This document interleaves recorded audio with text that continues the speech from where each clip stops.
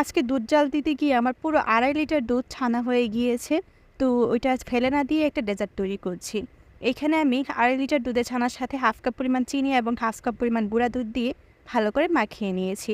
সরাসরি চুলায় বসিয়ে দিয়ে দিব ১ টেবিল চামচ পরিমাণ মতো ঘি, আর দিয়েছি অফ ক্যামেরায় ১/২ কাপ মতো লিকুইড দুধ, যেটা ভিডিওতে দেখানো হয় নাই।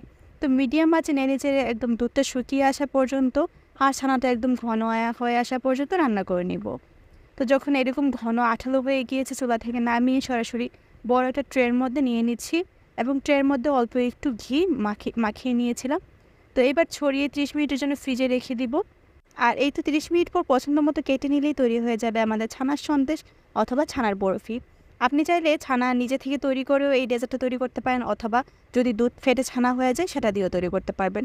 খুবই সহজ আর খেতে এত বেশি মজার, একবার হলো বাসায় তৈরি করে দেখবেন। আশা করছি রেসিপিটা ভালো লেগেছে। ভালো লাগলে প্লিজ লাইক